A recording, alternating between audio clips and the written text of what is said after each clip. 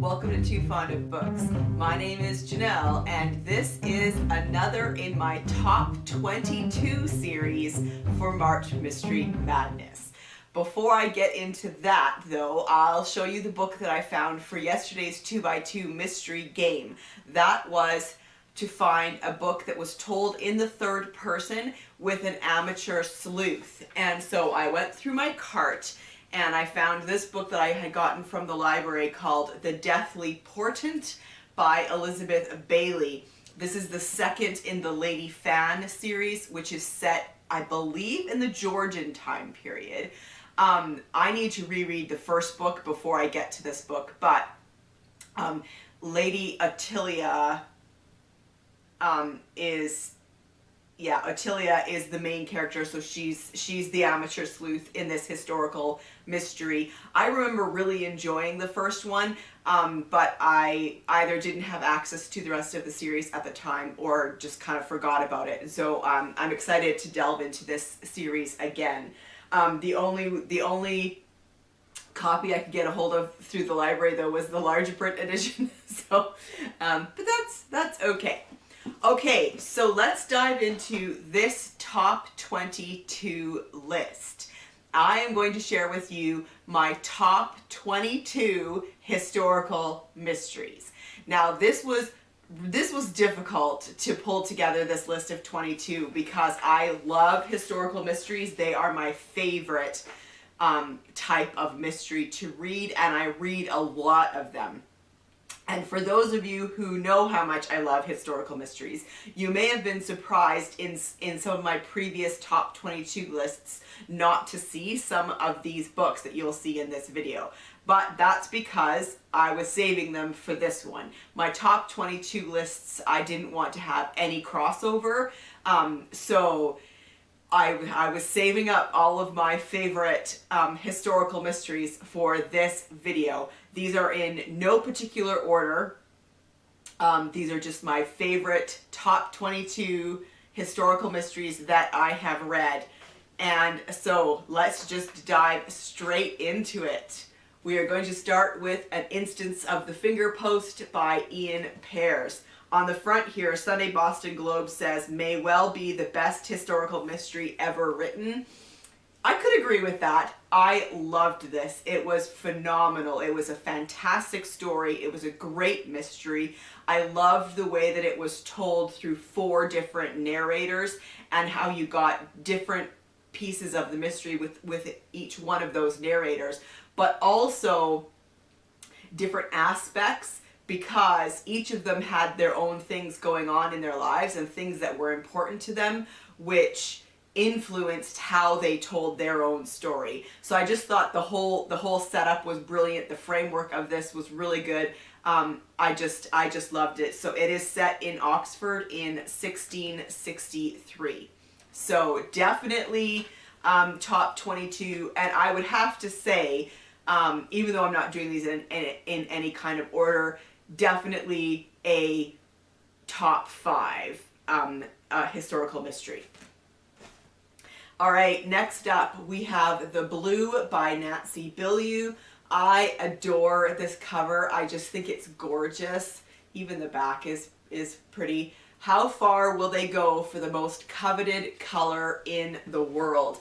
I really enjoyed this one. I loved the time period and the characters, and kind of the things that were important in this particular mystery. So this is set in London in the 1700s, and the main character is Genevieve.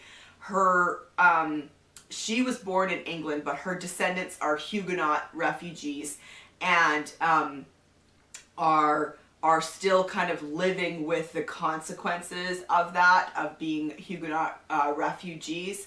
She is an artist, and she wants to be a painter, and really wants to get to Venice, where being a woman isn't such a big deal in order to be a female artist. This also has so much about the making of porcelain and the artists who painted porcelain, and specifically it's about the search for a specific shade of blue. and how they make that, the recipe for this shade of blue. It was just fascinating to me. Okay, next up we have Murder in Old Bombay by Nev March. I just finished rereading this one for Lizzie Faye Loves Books read along. I listened to it this time and I loved it. I loved listening to it. The narrator was fantastic. So I'll talk more about that in my wrap up. But I just love this story. This is another historical mystery set in India in the very late 1800s. What I loved the most about it was how epic it felt. It was definitely a historical mystery, but it was so much more than that. There was adventure and romance. It was great. You know, he had all these side adventures that went along with solving the mystery. I just love it, and I'm so excited that there's another one coming out this summer. Okay, and then I'm showing here A Shot in the Dark by Lynne Truss, but there's 4 books right now in the series, and I want to say the series as a whole is my next one for my top 22 historical mysteries, and I think that I can get away with that because these books take place so close together. A Shot in the Dark is the very first one in the series, summer 1957 in Brighton, and the main character is Constable Twitten. The second book in the series takes place 2 weeks after the first book in the series, and by the 4th book in the series we are only into September. So like it's such a compressed time frame, and there's an overarching story, so I feel like it's okay for me to say that the series as a whole is one that I love. I love that it's quirky, the characters are very entertaining. Yeah, I just love this series.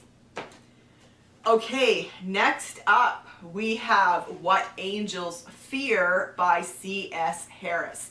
This is another one, like an instance of the Fingerpost, that I would have to say is definitely top 5 for me.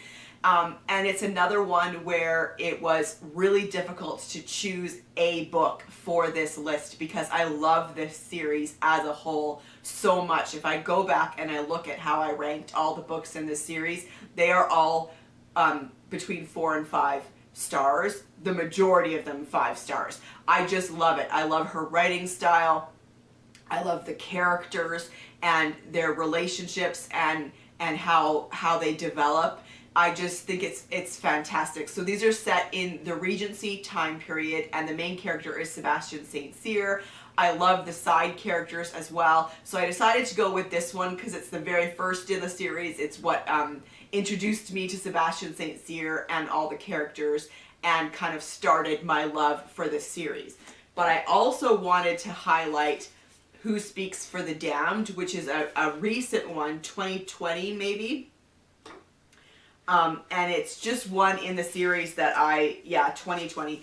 It's just one in the series that I did really, I loved this one. I loved them all, but if you could have on Goodreads more than 5 stars, this is kind of one of those ones that would have been like more than 5 stars. I really enjoyed the story in this one as well. Okay, next up we have A Conspiracy of Violence by Suzanna Gregory. This is the first in her Thomas Chalner series, Decadence and Deceit in Restoration London. I love the time period for this. It is London 1662. For some, the early years of the Restoration are giddy, glorious ones. For others, like Thomas Chalner, they are uncertain, murky, and dangerous. He works for the Earl of Clarendon. He had been abroad in the employ of the Commonwealth, and now he wants to work for the king. He gets a job with the Earl of Clarendon and is sent to investigate a rumor that there's a cache of gold buried in the Tower of London. So what I love about this is that there's like kind of like a bit of espionage involved, because working for the Earl, he's essentially a spy. He's essentially what's the word that they used? Anyway, I love this series as well, and again, this particular one, the first one in the series, was a great introduction to Thomas Chalner. Next up, we have The Birth of Blue Satan by Patricia Wynn. This is a historical mystery set in the Georgian time period.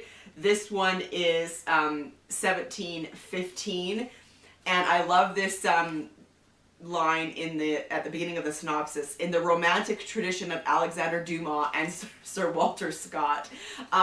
Yeah, I loved that. So we have our main character is Gideon, Viscount St. Mars, but he comes home to discover that his father has been banished from court. His father was a powerful earl, but he's been banished from court. And in this book, things happen, and Gideon has to go on the run, and so he assumes the identity of a highwayman called Blue Satan. And so I love that. I think you'll notice as you maybe hear me talk about some of these books that this is something that I love, that like someone loses everything and has to assume a new identity, or they're searching for the truth about their past. That is definitely true in the C.S. Harris series about Sebastian St. Cyr. He's got a lot of questions about his past. And even in the Thomas Chalner books by Suzanna Gregory, he's a spy, so he's assuming, characters and stuff. And so yeah, I really like that. The other main character in this book is Mrs. Keene, who is a housekeeper who meets Gideon. Yeah, I just love this. I love the characters, and again, this one also feels kind of a little bit epic in, it's so much more than just a straight mystery. Yeah. Okay. And then we have Veil of Lies by Jeri Westerson. This is the first in her Crispin Guest series. And you will not be surprised to learn that Crispin Guest used to be a knight. And in the very first book, we get right away his backstory, which he backed the wrong person in a fight for the throne. And he loses everything. Not his life, miraculously, but he loses everything, and he has to now make a living in London as a tracker. He finds things for people. And one thing that I really like too about this series is that quite often there's this element of, there's like some kind of a relic or something like that is part of the story. I quite enjoy this. So this is much further back in history. This is a medieval mystery set in the 1300s, I'm pretty sure. And again, so Crispin is this great character because he's so used to the prestige and status of being a knight, and so he's struggling to live in this new world where he has no status at all, and so it makes for just this great premise for the series. And Wouldn't It Be Deadly by D.E. Ireland. I recently reread this one, and boy did I ever love it. This is an Eliza Doolittle and Henry Higgins mystery. So if you're familiar with the play Pygmalion or the movie My Fair Lady, it's these characters plus all the other characters. The authors kept all the characters from the play, and I love that. And they really did a good job of keeping the way that the characters were written in the play, and the tone as well. So yeah, I just loved it. These amateur sleuths, just a lot of fun. And so this one is a mystery set in the Edwardian time period, which I really like those. There's not a ton of those in the historical mystery subgenre, but I really like them when I find them. Okay, Silent in the Grave by Deanna Raybourn. This is the first in her Lady, what's her name? Julia, the series.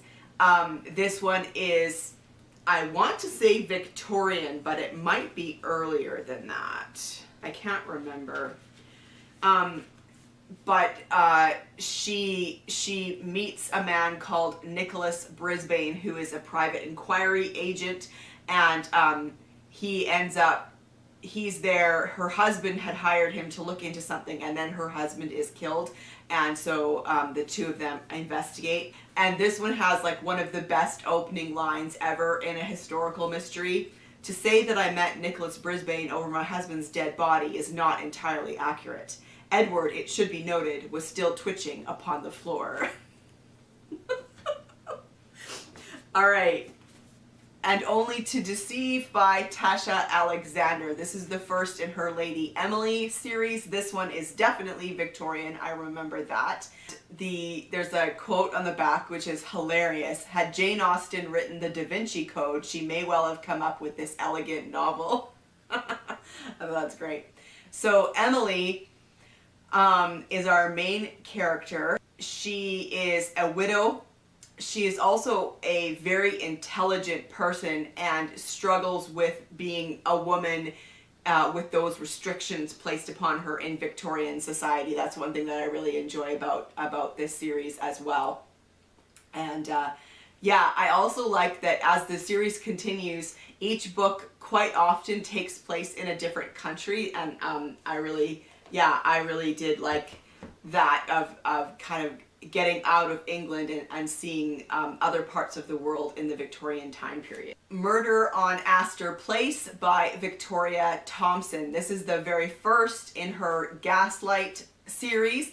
So this is set in New York City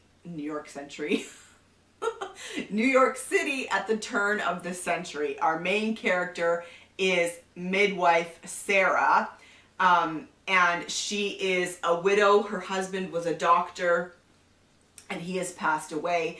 And rather than go back home, her family is pretty upper class, I seem to recall. But instead of going back home, she stays on her own and earns money as a midwife. We also meet Frank Malloy, who is a sergeant with the NYPD, and those two are kind of the main characters throughout the series. I really love the setting of this series, New York City at the turn of the century. I love that each book takes place in a different area in New York, so you can really dive into these places in New York and what it was like at that time period. Yeah, really, really great series. Okay, and then this is another one where I want to talk about the series as a whole as opposed to just one book in the series, and this is the Gilded Age series by P.B. Ryan. There are only 6 books in that series, so I think that's fair to say. This is the first one, Still Life with Murder. This is a series set in Boston in the mid-1800s. 1868 is when this one starts. And the main character is Nell Sweeney. She is a governess for a wealthy family in Boston. And I love it. She's a young Irish immigrant. And so you really get to, in this series, a lot of the differences between classes at the time.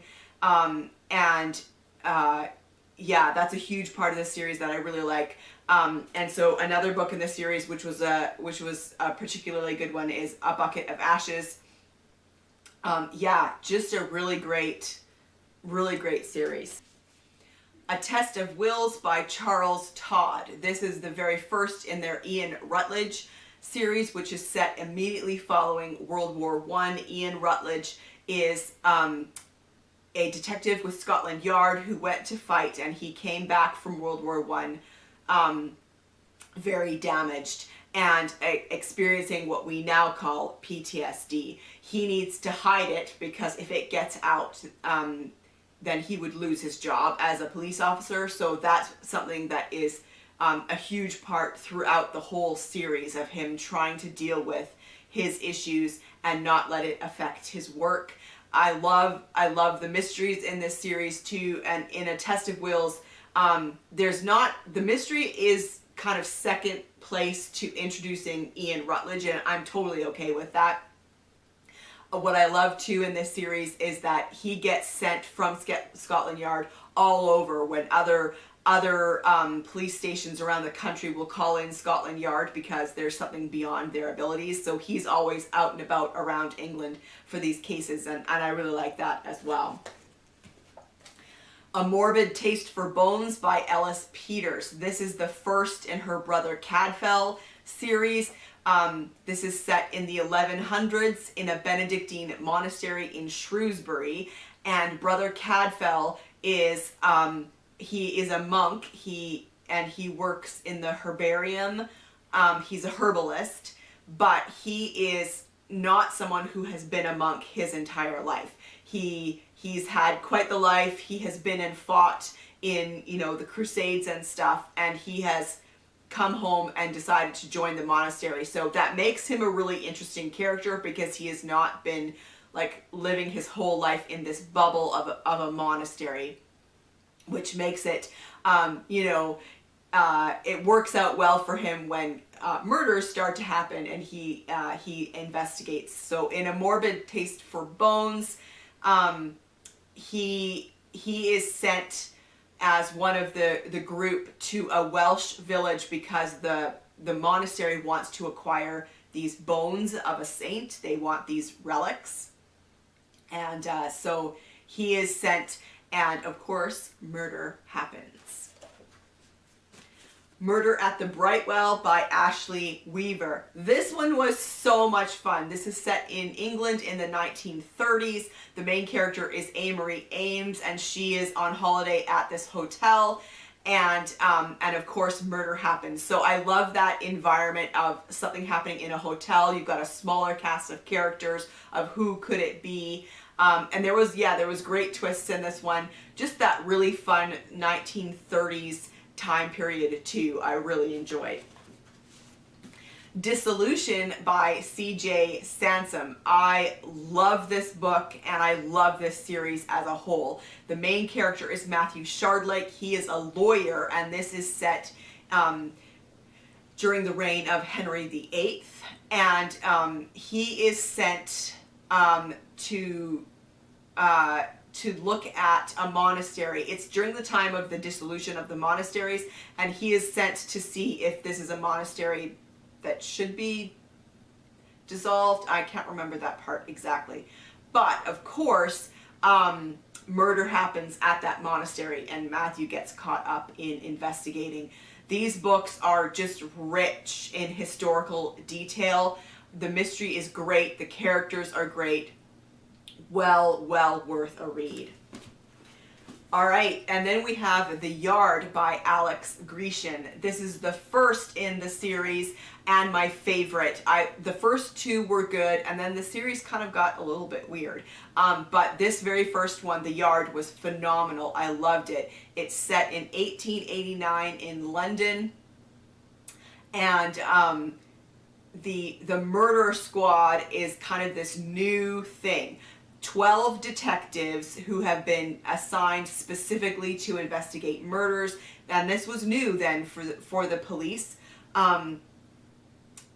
They were formed because the Metropolitan Police had this spectacular failure of capturing Jack the Ripper, and so they wanted like dedicated officers. And then in this one, a Scotland Yard inspector is found in a trunk at Euston Station, and our main character, Walter Day, who is new to the squad, he's assigned to the case, and we have Dr. Bernard Kingsley, who is the Yard's first pathologist. So I loved the history of this one, because obviously the story isn't real, but the development of this squad of detectives, all of that part was real. So I loved the history. The story was fantastic. Yeah, I can highly recommend The Yard.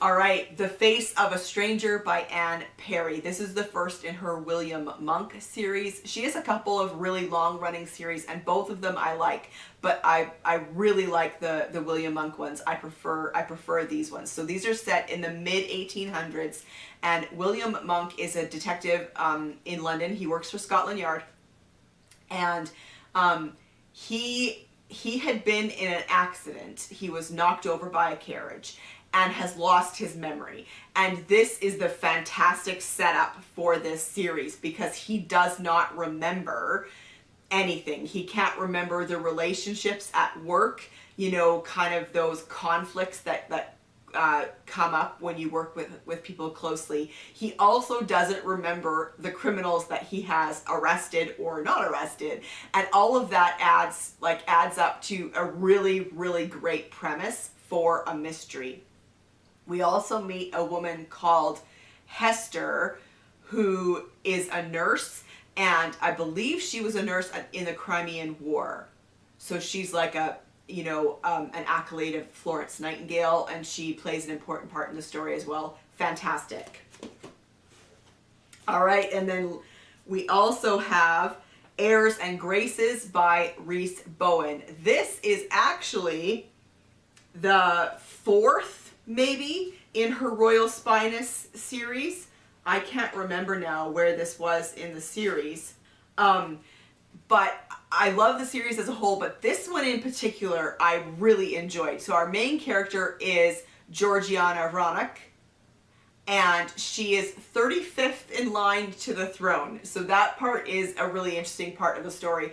But of course, her family is land rich and cash poor, and she has to kind of make her own way in the world. And quite often the Queen will give her little assignments to do, and in this one the Queen sends her to groom Jack Altrincham. So the Duke's newly discovered heir fresh from the outback of Australia, and she's supposed to groom him for high society. And so of course you get this like, is this person who they say they are, because nobody's ever met him. He's come from Australia. This one was just a really good one in the series. We also have Murder at Mansfield Park by Lynne Shepherd. I loved this one so much. It's the first one in her Charles Maddock series, and she has it set at Mansfield Park. And you have all of the events of Mansfield Park by Jane Austen, but turned upside down. And I just loved it. So Fanny Price is not the Fanny Price that you would recognize from Mansfield Park. And all the characters have been turned on their head, and you get this mystery. Someone is murdered, and Charles Maddox is a London police officer who is brought out to investigate. I just loved it. The author obviously knew the story so well, and I loved how she turned it on its head. It was so good. And then last but not least is Laws of Murder by Charles Finch. This is the 8th in his series. Lennox starts a detective agency with 3 colleagues. A member of Scotland Yard, who is a friend of his, is shot near Regent's Park, and he investigates. This is also set in the Victorian time period. I like the series as a whole, but that one particularly, I really enjoyed that one. Charles Lennox is this great character. Up until now in the series, he's been a gentleman sleuth, an amateur sleuth, but he is now starting this detective agency, and it's great. So there you have it. Those are my top 22 historical mysteries. It was really hard to choose these books, and sometimes I just wanted to say the series as a whole, but with some of these long-running series like the Charles Finch series or the Victoria Thompson series, I had to just choose. And so I would love to know in the comment section down below if you've read any of these books, and would they appear on a top 22 list for you. Also, let me know if you like historical mystery. What is one of your favorite historical mysteries ever? Because I would love to know that as well. And before I say goodbye, it's time to play our next round in the 2x2 mystery game. Here's rule number 1. 2. Gender. Female or male. Female or male detective. Rule number 2. 6. Point of view. So, first person or third person? The third roll lets us know. 1. So, we will be looking for a book that has a female detective and is told in the first person. So, if you find a book that is with a female detective told in the first person, please put your answer in the comment section down below and come back for my next video to find out what book I find. And I will see you very soon. Bye.